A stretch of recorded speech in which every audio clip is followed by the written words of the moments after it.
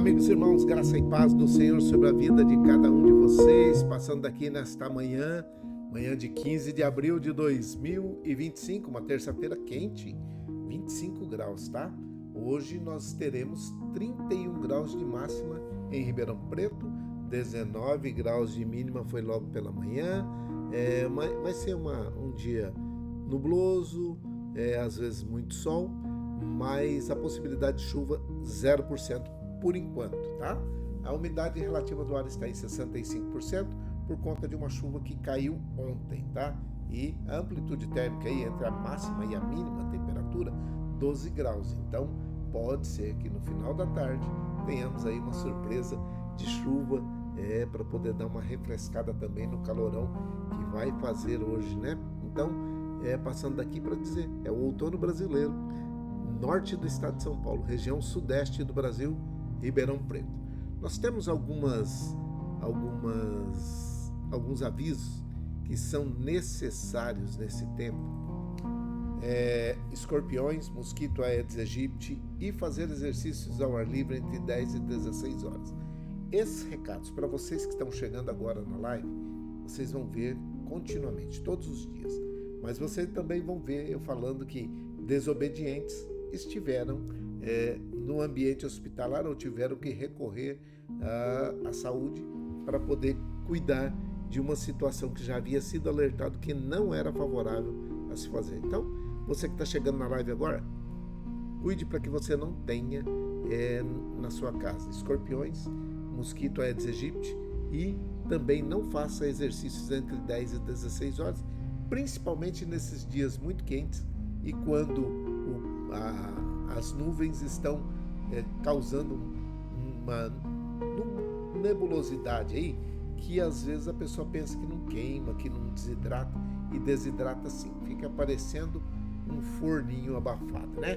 Então presta atenção nessa situação, cuide aí da sua saúde, não faça exercícios entre 10 e 16 horas, não é recomendável, você pode pegar uma desidratação, uma insolação, e você que tem aí, que está nesse momento dentro da sua casa, em recuperação, peça para alguém dar uma olhadinha para ver se não tem algum criadouro de mosquito, aquelas larvinhas do mosquito rajado, do Aedes aegypti, dentro da sua casa e que você precisa exterminar com ele.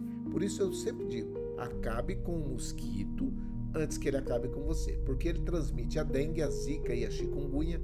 A dengue na sua pior forma, que é a hemorrágica, ela pode te matar. Pode te matar.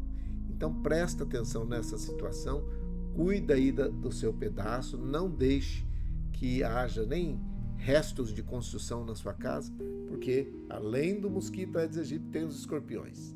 E junto com os escorpiões, cobras, sapos, ratos, lagartixas, esses bichinhos que não são atrativos para ninguém, tá? Principalmente cobra e rato e escorpião, barata, não são bem-vindos dentro das nossas casas, tá bom?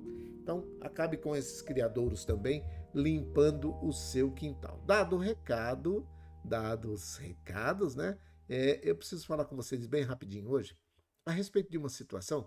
Essa imagem aí, eu pedi para que a inteligência artificial fizesse uma imagem de 3 homens, 3 pessoas caminhando em um caminho de terra e que fosse uma imagem meia amarelada, tipo deserto, uma situação meia complicada, e ela me colocou essa imagem, eu gostei demais dela, e ela fala a respeito de frustração.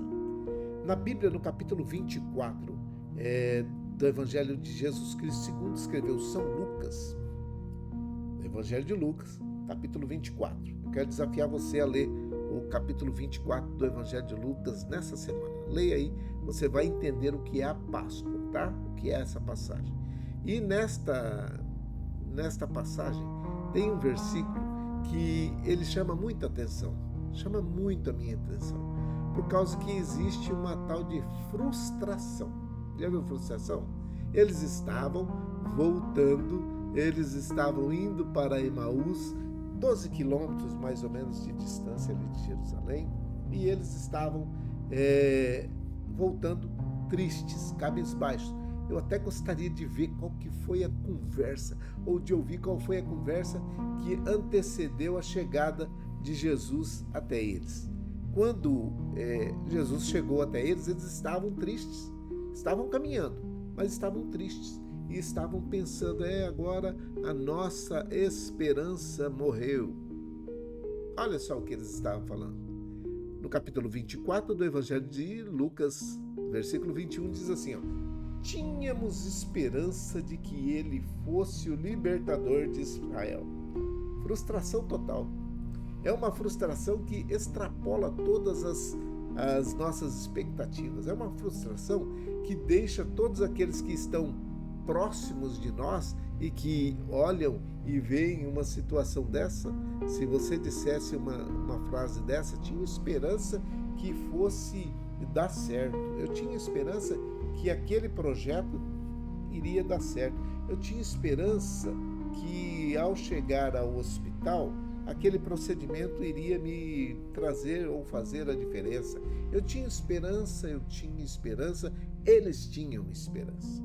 Eles haviam convivido com Jesus ali durante 3 anos, e o ministério de Jesus foi muito curto, 3 aninhos só.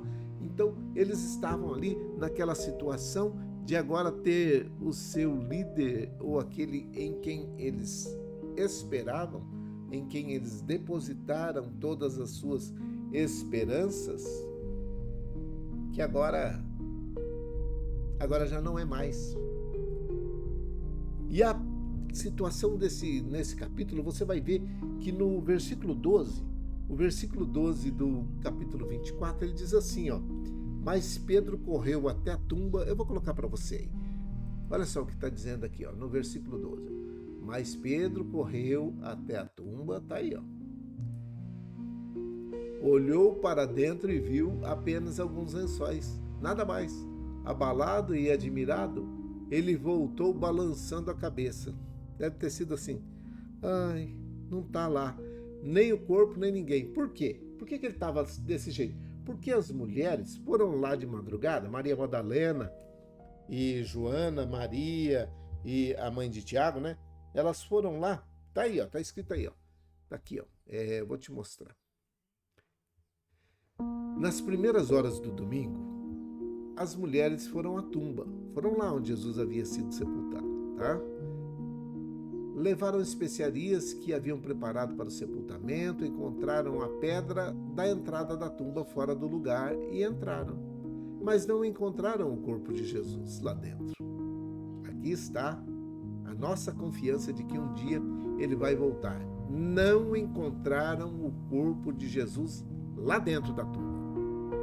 Confusas, tentaram imaginar o que teria acontecido. Então, de repente, 2 homens com luzes brilhando ao redor apareceram ali, e elas ficaram apavoradas e se curvaram em reverência. Os homens disseram, por que vocês estão procurando aqui aquele que está vivo? Por que vocês estão procurando aqui no túmulo, na tumba, aquele que já está vivo? Ele não está aqui, mas ressuscitou. Lembre-se do que ele disse quando ele ainda estava na Galileia, que tinha de ser entregue aos pecadores, ser morto numa cruz e ressuscitar ao 3º dia. Então elas se lembraram das palavras de Jesus. E olha só o que aconteceu. Deixaram o túmulo e contaram tudo aos 11 e aos demais. Maria Madalena, Joana, Maria, mãe de Tiago, essas 3 mulheres, elas foram lá, e as outras mulheres que estavam com elas relataram os fatos aos apóstolos. Mas eles não acreditaram numa só palavra que elas disseram, achando que era coisa da cabeça das mulheres.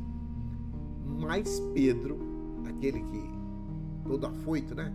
Pedro correu até a tumba, olhou para dentro e viu apenas alguns lençóis, nada mais. Abalado e admirado, ele voltou balançando a cabeça. Eu acho que aqui também tem uma frustração, né? Uma frustração aí, Voltou balançando a cabeça. Roubaram o corpo do meu Jesus. Roubaram o corpo do mestre. Naquele mesmo dia, 2 discípulos caminhavam em direção à cidade de Emaús, uns 10 quilômetros de Jerusalém. Eles conversavam a respeito de todas as coisas que aconteceram.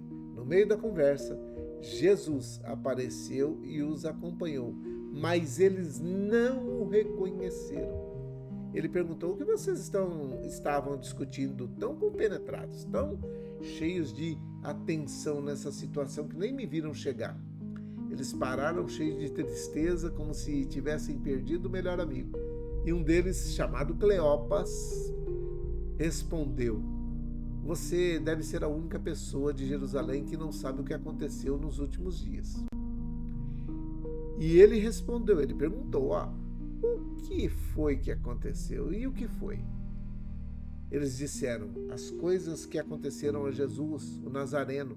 Ele era um homem de Deus, um profeta que falava e fazia como ninguém, era abençoado por Deus e amado pelo povo, mas nossos líderes e principais sacerdotes o traíram. Veja só. E o sentenciaram à morte e o crucificaram. Tínhamos, versículo aí, tínhamos esperança de que ele fosse o libertador de Israel. A frustração. Mas hoje é o 3º dia. E desde que isso tudo aconteceu, e algumas das mulheres do nosso grupo nos deixaram confusos. Hoje, de manhã bem cedo, elas estiveram no túmulo, mas não encontraram o corpo e voltaram com uma história de terem visto anjos e que esses afirmaram que ele está vivo.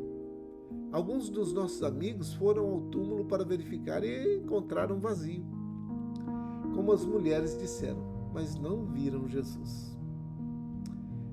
Vocês não entendem? Suspirou Jesus. Como demoram crer? Porque não acreditam em tudo que os profetas disseram?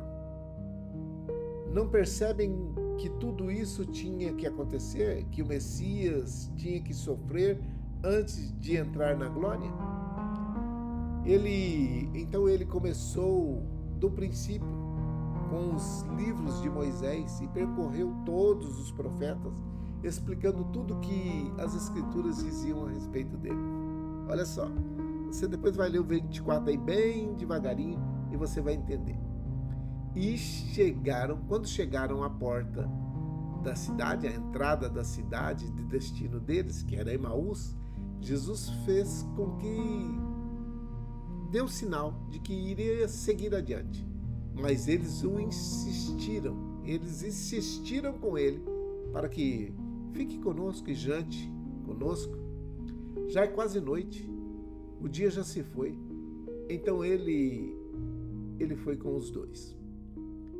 E foi isto que aconteceu.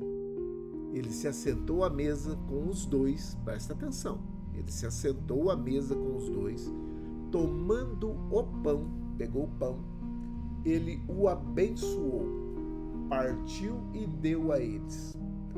Nesse momento, presta atenção, até aqui não tinha visto. A hora que ele partiu e deu a eles, depois de ter abençoado o pão, os seus olhos se abriram e eles reconheceram. Então, Jesus desapareceu. Impressionados, comentavam: não sentíamos um fogo enquanto ele conversava conosco? Ou não ardia o nosso coração enquanto ele conversava conosco? Não sentimos uma alegria, uma paz interior enquanto ele falava conosco, enquanto explicava as Escrituras? Como é que não podemos identificar?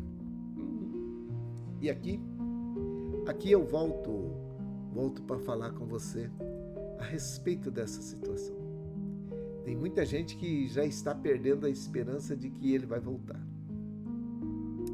Nesse tempo de 2025, muita gente que diz que não, papel aceita tudo. A Bíblia foi escrita por homens comedores de arroz e feijão igual nós, inspirados por Deus. Ela é a palavra de Deus. E ele prometeu e ele vai voltar. Naquele dia, esses discípulos, esses que eu estou dizendo, dessa foto aí, significa que eles estavam acompanhados de Jesus aí, caminhando até Emaús, Mas naquele dia eles também já estavam desacreditados. Ao terceiro dia, 3 dias ele já estava morto e não havia acontecido nada. Eles se esqueceram daquilo que ele havia prometido. Mas Jesus volta e no caminho fala com eles, mostra para eles, entrega para eles uma palavra que isso tudo precisava acontecer. E tem muita coisa que está acontecendo hoje que precisa acontecer para que Jesus volte, tá? Por que eu estou falando isso? Domingo é domingo de Páscoa. E muita gente comemora, e eu não sou contra a pessoa comemorar, comer o seu ovo de chocolate, mas precisa lembrar que aquilo ali é uma comemoração de alguém que ressuscitou e está à direita do Pai intercedendo por mim e por você, mas anteriormente ele morreu numa cruz. Ele sofreu na cruz do Calvário pelos meus e pelos seus pecados. Para que nós pudéssemos ter a alegria de salvação, a certeza da salvação, esperança de um dia morar no céu, ele precisou passar por isso. Ele passou pelo sofrimento, passou por chicotadas, passou por lancetada do seu lado, né? Então, olha só, tem aquela situação que fala assim, aonde que nós estamos colocando a nossa confiança? Será que nós somos esses caminheiros aí?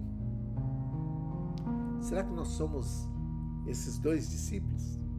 Tinha um hino que cantava antigamente, não muito antigamente, que eu não sou tão antigo assim, mas dizia assim, 2 discípulos no caminho de Emaús, ia falando a respeito de Jesus, um viajante dele se aproximou, era Jesus. Aí fala assim, Jesus encontrou-se com ele. Jesus está encontrando com você nesta manhã de terça-feira, 15 de abril de 2024. Essa terça-feira que começou fresquinha, mas que vai esquentar. E você hoje está sendo convidado. O convite para você é: aceite esse Cristo que morreu, crucificado na cruz do Calvário pelos meus e pelos seus pecados, verteu seu sangue para pagar os nossos pecados, para que nós pudéssemos ser perdoados. E agora está à direita do Pai. Depois que ele morreu e ressuscitou, ele esteve com esses 2 aí, depois apareceu para os outros. Lê o capítulo 24, aí você vai ver, ele apareceu em músculos, ossos, comeu com eles, e depois que ele foi recebido nos céus. Então, ele ressuscitou, está à direita do Pai, intercedendo por mim e por você. Esta é a essência do Evangelho. Ele fez tudo isso, está aqui. Lê o capítulo 24 do Evangelho de Jesus Cristo, segundo escreveu Lucas, o evangelista Lucas, São Lucas. Pega lá, capítulo 24 e lê inteirinho. Você vai ver essa história completa. E aí você vai ver que Jesus está à direita do Pai, intercedendo por mim e por você. A decisão de estar com Ele na eternidade é sua nesse mundo. Tem pessoas dizendo que Deus não vai ser cruel o suficiente para mandar os homens para o inferno, as pessoas para o inferno. Não, Ele não vai fazer isso. Ele está deixando que você decida o que você quer que faça.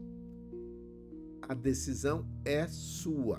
Você está levando a sua carta para a eternidade, dizendo: eu quero ir para o céu ou eu quero ir para o inferno. É isso. Quando o homem aqui decide, e é aquele versículo que eu sempre falo, eu não venho aqui para poder falar a respeito de religião, de denominação, de igrejas que vocês sempre querem colocar, que eu sou de igreja tal, de igreja tal. Não. Nós pregamos o mesmo evangelho, o evangelho de Jesus Cristo, que está relatado aí em Lucas, no capítulo 24. Ele morreu sim, mas ressuscitou ao terceiro dia. Eu creio que naquele momento, quando ele foi crucificado, eles não estavam nem pensando no domingo. Nem estavam pensando que o domingo vem aí. Calma, o domingo vem aí. O terceiro dia vai aparecer. Calma. Ele vai ressuscitar. Ele prometeu. Vocês podem ter se esquecido, mas ele prometeu que um dia voltaria para buscar a sua igreja, buscar aqueles que são seus. Você vai passar a eternidade com Jesus? Com certeza, ou com quase toda certeza, você que está me ouvindo aí, me vendo, provavelmente vai viver um tempo de Páscoa daqui a pouco. Mas vai se lembrar daquele que morreu? Eu não questiono você ter aí o seu momento de lazer, o seu momento de gostosuras, né? Comer um chocolatinho, desde que ele seja uma lembrança. Eu estou feliz comendo aqui esse chocolate, estou aqui degustando esse chocolate, porque eu sei que ele morreu pela minha vida e eu estou festejando por ele ter ressuscitado. Ele pagou um alto preço pela minha e pela sua vida, pelos nossos pecados. Basta que queiramos ser perdoados por ele. Vocês que já... Isso, eu fico feliz de vocês todos que estão aí dizendo que eu já fiz, né? Eu já aceitei. Muito bom. Deus abençoe a sua vida. Mas eu quero dizer para você que ainda não fez, que você ainda não aceitou. Presta bem atenção. Existem algumas pessoas que interpretam o versículo que Jesus deu, o grande mandamento, a grande comissão para cada um de nós, todos, não só os pastores, capelões, capelãs, nada disso. Presta atenção, nada disso. Todos aqueles que foram chamados, ele falou assim, não fostes vós que escolhestes a mim, eu vos escolhi a vós, para que vades e deis fruto, e o vosso fruto permaneça. E essa situação de fruto, ele não está falando que você vai nascer fruto de você, vai nascer pessoas regeneradas, pessoas perdoadas, pessoas que foram atingidas por Jesus Cristo, pelo amor de Jesus Cristo, através da sua boca, da minha boca, da boca de outras pessoas, ou até de atitudes. Às vezes não vai precisar nem de você abrir a boca. As pessoas vão ver e falar assim, essa pessoa é diferente. Eu quero o que essa pessoa tem. E aí você vai dizer, o que eu tenho se chama Jesus. É isso. Então, nesta situação de você falar para as pessoas, de pregar o evangelho para as pessoas, existem pessoas que querem até arrumar briga, porque alguém está doando chocolate ou comendo chocolate num tempo. Não, é tempo de festa. Ele ressuscitou. Ressuscitou. Tá bom? Tempo de festa. Tempo de celebrarmos a vida. Não somente a morte, mas a vida, porque ele ressuscitou. Reconhecer, sim, que o perdão dos nossos pecados passa pela crucificação, pela cruz, pela morte, mas é a ressurreição que faz toda a diferença no cristianismo.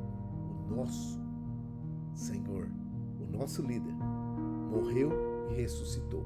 Está à direita do Pai, intercedendo por cada um de nós. Por isso ele disse, vinde a mim, todos os que estáis cansados e oprimidos, e eu vos aliviarei.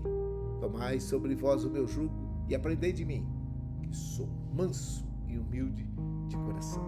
A grande comissão, para mim e para todos vocês que foram chamados, ide por todo mundo, pregai o Evangelho de Jesus Cristo a toda criatura. Quem crer e for batizado será salvo. Simples assim. Tem um problema. Quem não crer será condenado. Ou já está condenado. Tá bom? Vamos orar? Vamos orar nesse tempo de 2025 por pessoas. Vocês que estão aceitando. Já oramos, mas vamos orar de novo, não tem problema. Vocês que estão aceitando a Jesus Cristo como o único e suficiente Salvador das suas vidas. Sim, nós oramos agora. E por aqueles também que estão voltando. Isso, vocês que estão voltando, aqueles que estavam, que a gente chama desviados. desviados da palavra, desviados dos caminhos do Senhor, ou desviadas também. Então, fica aí a nossa gratidão, nossa eterna gratidão a Deus pela vida de vocês e a alegria de poder ter sido usado como instrumento para que vocês pudessem ter a salvação. Tá bom? Fico feliz, claro. Vamos orar. Pai, em nome de Jesus, o teu filho amado,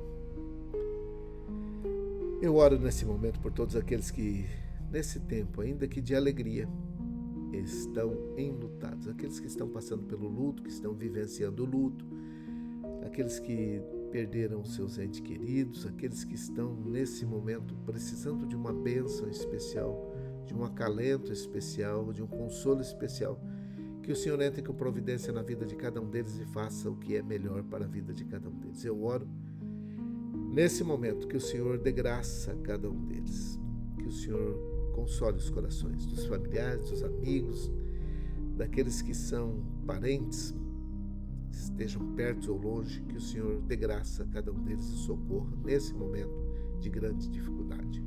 Eu oro por aqueles que estão aceitando a Jesus Cristo como o único e suficiente Salvador das suas vidas, aqueles que estão voltando para os caminhos do Senhor, estavam desviados, aquelas e aqueles que estão aceitando ou voltando, que o Senhor dê graça a cada um deles, perdoe os seus pecados e escreva o nome de cada um deles no livro da vida. Eu oro para que o Senhor faça o melhor na vida dessas pessoas, que eles possam continuar firmes, sem se desviar dos caminhos do Senhor, e que possam, na primeira oportunidade, decidirem pelo batismo nas águas, reconhecendo que são propriedades exclusivas do Senhor. Nós consagramos a vida de cada um deles e cada uma delas ao Senhor.